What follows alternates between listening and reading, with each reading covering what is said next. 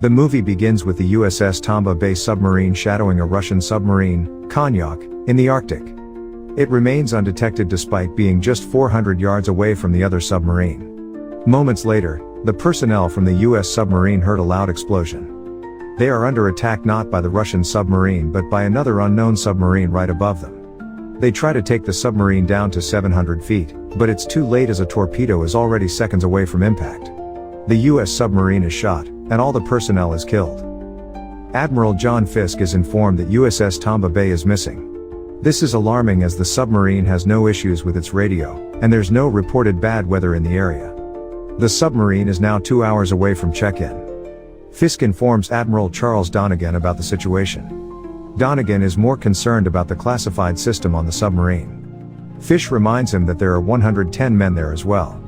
They have no idea yet that the submarine has been shot, and all the men on board are killed. Joe Glass receives a call while hunting. He's told to stand down as a helicopter will take him to the base. He arrives at the base as USS Arkansas is prepared for him to command. He is tasked to locate the missing US submarine. XO Brian Edwards hands over an envelope containing the order from the 6th Fleet. After reading the content, Captain Joe Glass orders Edwards to recall the crew as they will be leaving soon. Edwards explains that the crew was given a 2-day pass and that it's impossible to locate all of them. Glass finds it unacceptable and volunteers to help the officer look for the crew. After all, there are only 2 clubs in the area. It must not be that hard to look for them. Glass submarine is being prepared, and torpedoes are loaded. He then goes inside to check the crew and equipment. Glass gives the announcement about their mission to locate the missing warship submarine. He also sets expectations on how he would run the ship.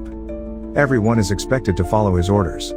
He is a maverick, and he will push his men beyond their limits if needed to perform. Jane Norquist of the National Security Agency approaches Admiral Fiske and lets him know that she needs to brief the president in under an hour.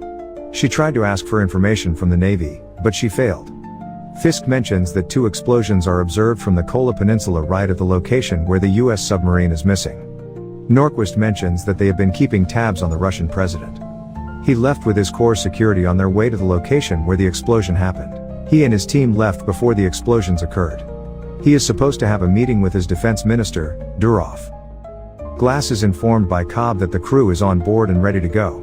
He tries to give Glass a good luck coin for this mission, but Glass refuses to. He only carries 1 coin in his pocket. The one he got from his previous submarine. USS Arkansas is now headed to the Barents Sea. Glass commands to submerge the ship and set the depth to 300 feet. Zakharin, the Russian president, arrives at the Polyerny naval base to have a meeting with his defense minister, Durov. Durov confirms that Washington made contact. Durov also lets him know that they waited for his arrival before responding. The USS Arkansas submarine is now 40 miles from the Russian coast. Glass warns his men that they might not be the first one in the area. He orders the deployment of the C-scan. It does not take long for the device to detect something. When the C-scan goes closer, the wrecked US submarine is found. The dead bodies of the personnel are also discovered. He asks Jimenez, the operator, to move the C-scan towards the bow to find out what destroyed the submarine. Glass is shocked to see a huge hole that is apparently from a torpedo attack. He then orders them to man their battle stations. He also asks one soldier to draft a message that says USS Tomba Bay was sunk by enemy action. A weird sound is picked up by the C-scan. It appears to come from above them. They don't know that it's a submarine with torpedoes waiting to wreak havoc. The Russians then launched 2 torpedoes. The USS Arkansas submarine can get away by using evasion devices. Glass orders to launch their own attack, but they cannot locate the exact location of their target due to a lot of interference on the surface. The Russian submarine is strategically positioned in between icebergs. After another attempt to scan its location, they are able to pinpoint it this time. The torpedo is then redirected, and it hits the target this time. The Russian submarine is destroyed. The USS Arkansas is not out of harm yet as 2 torpedoes are still headed their way. Glass needs to come up with a strategy to prevent getting hit. And Glass orders to take the submarine to the location of USS Tomba Bay. The 2 torpedoes are now closing in. Right, when they are about to hit USS Arkansas, the submarine is maneuvered hard to the right, and the torpedoes hit the Tomba Bay submarine instead. The explosion is still destructive enough for them to feel the effect from the inside. That could have been the end of them all. The Russian president is informed that their submarine has been sunk by the Americans. Druzhov suggests that they respond immediately and retaliate. Zakharin is not able to commit at this time as he wants to speak with the US president first. Meanwhile, the message from USS Arkansas has reached Admiral Fisk. They now know that USS Tomba Bay was deliberately attacked by the Russian. Fisk gets the go signal from Admiral Charles Donegan to move the closest carrier battle group into position. Donegan also tells him that he had already sent special operators, a Navy SEAL team under the command of Lieutenant Bill Beeman, to Russia to determine Zakharin's intentions. The SEAL team lands at their target location, but one of them is injured. They manage to safely position themselves. A surveillance device is then sent, but they are unable to get clear footage due to heavy interference in the area. Moments later, they are able to get rid of the interference. They are then able to see Druzhov, who appears to be on a mission himself. Zakharin is surprised to see the destroyer being deployed. That was not his order. Druzhov tells him that they might be under attack. Because of that, he sealed off the base and shut down all communications as a security precaution. This is where Zakharin realizes that Druzhov is conducting a coup d'état. He is then taken outside, where his men are executed. This incident is witnessed by the SEAL team and the officers watching the live footage. The president is briefed on what's going on. Druzhov intends to trigger a war by making it look like the Americans are the aggressor. Admiral Charles Donegan suggests that they don't allow Druzhov to gain a tactical advantage. Norquist has a different take.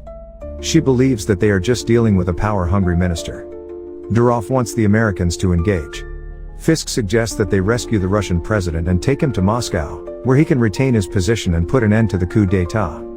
Fisk reminds them that they already have a team in a position to make this happen. The president orders the carrier fleet into position just in case there is a need to confront Druzhov. The president is already considering the suggestion of Fisk to rescue the Russian president.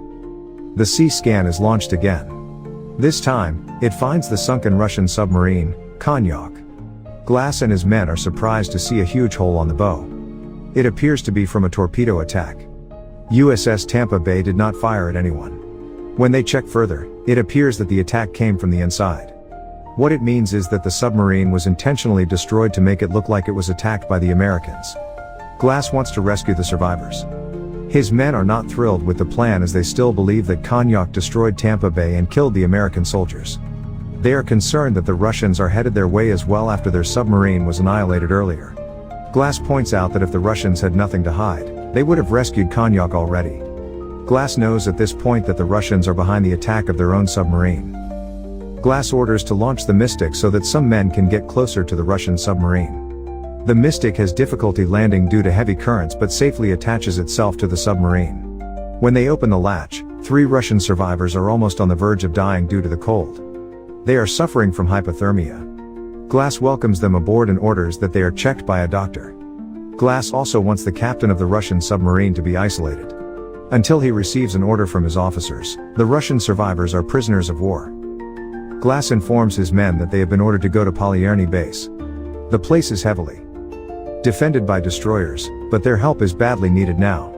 Their task is to pick up the Navy SEAL team and rescue Russian President Zakharin, who is now under the custody of Druzhov. Approaching Polyerny without being detected is going to be a huge challenge for them, no matter how careful they will be. They need a local navigator. That's where Glass decides to speak with the Russian captain that they rescued earlier. The Russian captain still believes that the Americans destroyed their submarine. Glass shows him evidence that the submarine blew up from the inside out. And Glass also tells him that they need his help to rescue Zakharin. Captain Andropov now takes control of the submarine as he knows the area better than anybody. Edwards is furious about this plan and finds it reckless as they will be exposing classified information. Despite the protest, Glass gives Andropov the authority. He is then able to take the submarine safely where it's supposed to be. Glass then sends 2 men to rescue the SEAL team and the Russian president. The SEAL team is able to advance its position and rescue Zakharin. One of them is killed. 2 of the soldiers take the president, where Mystic is waiting. 1 soldier is killed as he guides Zakharin to the Mystic. The other soldier returns to the shore to rescue the other soldier left behind. USS Arkansas detects a heavy screw beat. Captain Andropov tells them that it's the Russian warship. It then starts attacking them. Andropov and Glass work together to survive the onslaught of the Russians. The submarine is taken to the seafloor. While that move allows them to get away temporarily, it also damages some parts of Arkansas. Warship Yevchenko is now moments away from locking in on the submarine. They don't have a choice but to let Captain Andropov speak with the men on the warship. After all, he trained these men. He tells them that he's on board the US submarine. The captain of Yevchenko receives a call from Durov, who demands he destroy Arkansas. The movie ends with Glass receives a direct order from Admiral Donegan to fire at Yevchenko. A standoff ensues. Moments later, Polyerny Naval Base launches missile attacks against Arkansas through the directive of Durov. They are intercepted by Yevchenko seconds before impact. The warship then launches a missile attack on its own, targeting Polyerny, where Durov is commanding. The place is heavily destroyed. Thanks for watching. Subscribe for more videos like this and help the channel grow.